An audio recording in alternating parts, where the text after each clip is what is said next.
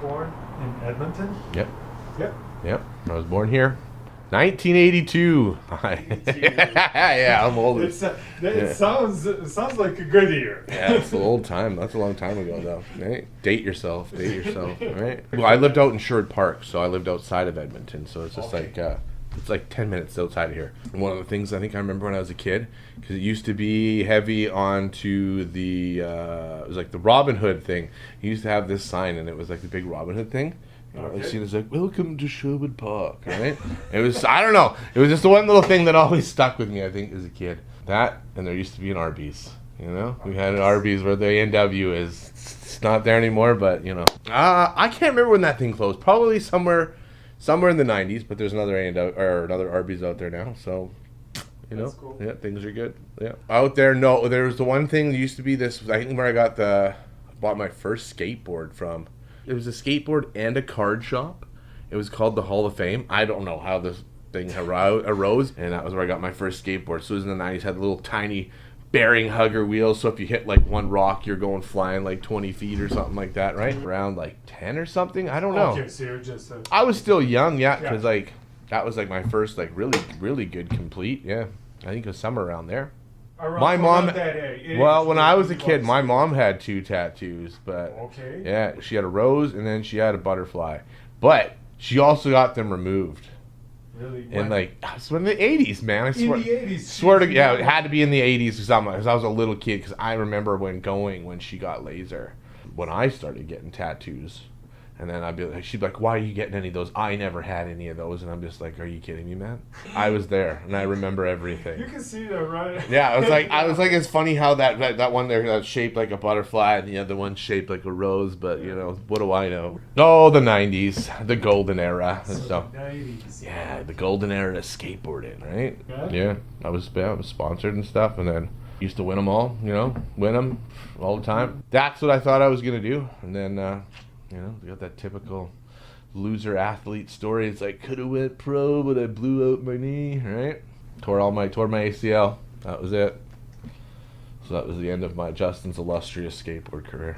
There was no more skateboarding for this big dog after I tore my ACL out. I just never got the surgery on it. I was too scared. I just left it for so long. I don't know why. Then I did get surgery on it, and you know. Later. Yeah, when you're like 35, probably wasn't the best idea to get surgery around then, but here we are. No, actually, no, I don't think I got my first tattoo until I was maybe like 19 or something like that. You know, that typical story. It's like, hey, I got a friend who's he's got a tattoo machine, you know what I mean? Why don't you we'll go to his house, he does some sweet stuff.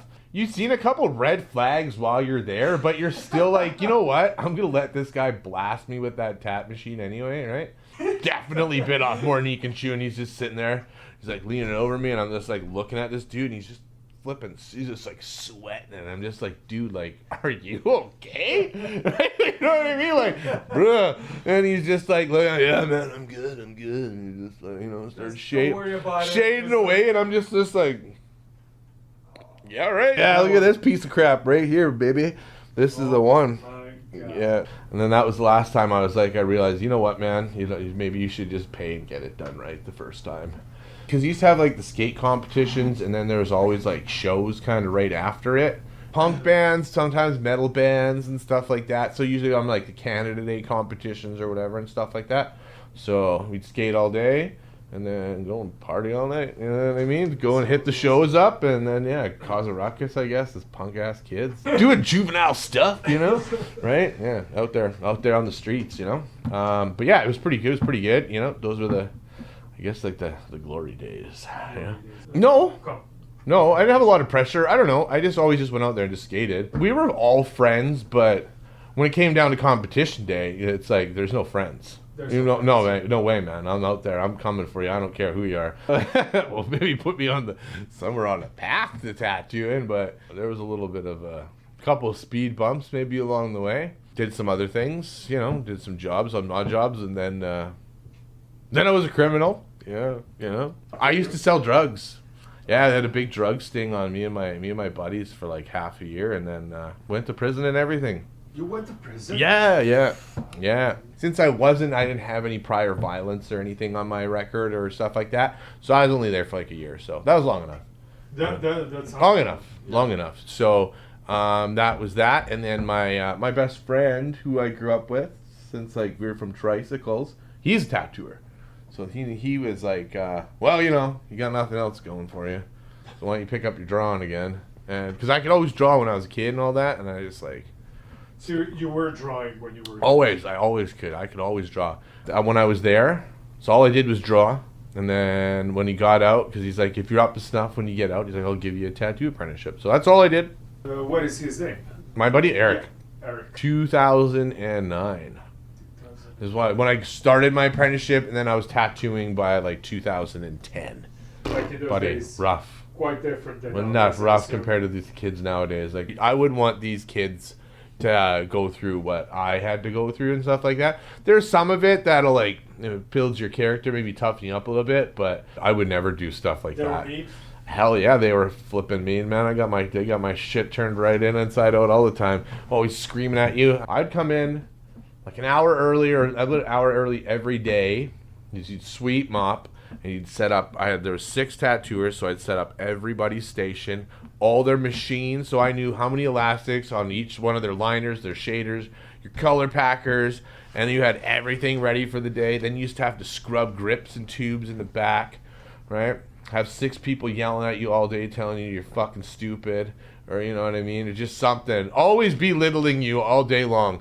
You know what I mean? And just like wake up in the morning and be like, fuck, I really don't want to go to work today. You know what I mean? And there was always that one guy that was a real asshole, and then that wouldn't be there that one day, and you're like, oh yeah, fucking Wednesday's gonna be lit. It was like about a year or so before I was tattooing, I'd say. I worked there for a while. I always is like, I always like to move often, but you always got to be loyal to your place of, you know, where they taught you or whatever. But eventually you gotta do you, or you know, go somewhere else. And then I had to go somewhere else too, because like, yeah, that just wasn't the place. I'm not a big fan of moving around lots. Like, I really just don't think that's a good look on tattooers. Then I've been here now for 4 years? Going on 5, and then the last place I worked, I was there for 4 years. It was a time for a change too from the other place, and Bobby was like, I think it was like 2017. He used to message me. He was like sending me messages like, "Hi man, you should come work here," or whatever and stuff like that. And I was always like, yeah, you know. I don't know. I just didn't want to leave. I didn't want to leave where I worked. Is I just thought of the fact, you know, just being loyal to your place of business. But you got to make a change. What's something you have to better? We always have to see what's better for you. This is probably one of the first places that I came to, I think, where you were actually intimidated, if not the best. Like traditional tattooers came out of Showdown. There's always like there's so many good dudes that have worked here, you know what I mean? You had Heath Smiths, you had Ryan Butters. There's some big dog cats that were like that worked through here. Like coming to work here was like, yeah, all right. You know what I mean? Like if you're gonna be somebody here, you wanna be one of the best. I just want to be one of those really good tattooers that have come out of here. Everybody's really cool here and stuff like that. It was just more of like I didn't know anybody. The only person I knew was Bobby. So I didn't know like a single person, like any coworker and stuff like that at all when I worked here. So that was a little bit weird for me, but like, you know what I mean, I'm good. I'll make friends with everybody and give me like 5 minutes, you know what I mean? Maybe you'll like me, maybe you won't. If not, I'll still try, but I'll still be nice to you anyway, you know what I mean? That's just the way it should be. Yeah, now clients know what they want, right? When you first started tattooing, because it was kind of like it was like the street shops, you kind of had to do a little bit of everything, you know what I mean? It was always like, oh yeah, I can do that, and it's like, yeah, can you? You know, sure you can, but is it gonna be up to snuff? So you do a portrait, you're like, hell yeah, dog, I got you, no worries. I'll slay your mom. I'll get that portrait out the door. You'll never, you know what I mean? And then you're like, fuck it, I don't care. I'll never see that guy again. But nowadays, like I said, people can just go online and check out all your stuff on Instagram, and then like, you know, see your stuff, and then they'd be like, oh, I like that, or there's like, ew, I don't, ew, you know, look at like that gross stuff that Justin's doing. I don't want anything to do with that, right? Maybe they'll be like, ooh, look at little Brandon over there, or you know, or Katie, or somebody else, right? And they'll be like, yeah, I want that stuff, and I'm like, hell yeah, go get their stuff, right? I don't know. I think we started doing that in Chinatown before we left there. It was like me and Evan would always come in early in the morning. Yeah. Yeah. Quite early. Yeah, so it's usually like it'll be like if Evan's not here, usually first it'll be like me, him, And then Brandon would come in, and then everybody else, because vice versa, would kind of follow Carl's bike, not right, but too far behind, even though the guy lives like miles out of whatever nowhere, but he'd still be there, right? He's there, he'd be there in the morning, but maybe we started a trend, it's coming in early, all the trash, right? Trash. It's all trash. Traditional, maybe a little bit more on the. I don't know. I just say fancier side of things. It's not like simple, like like the simple, just bold, whatever, like rad designs. I'm always putting stuff inside of stuff, or trying to jazz it up a little bit. So I don't know. Some of the European-ish stuff, like that's where I cook like lots of my colors, my color palette from. Like to have my own, but I want to have like that my own look.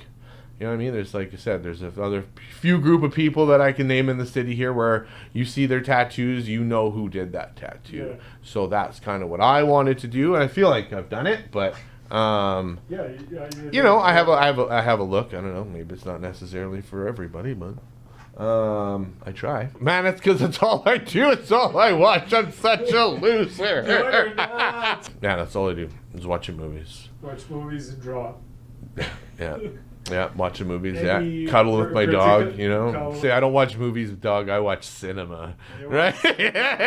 So fancy. Yes, I watch cinema, right? I watch a little bit of everything. I don't know why. I just retain it for some reason. That's the one thing that's like stuck with me throughout time. Is somehow actors' names. I know the day that those losers have been born.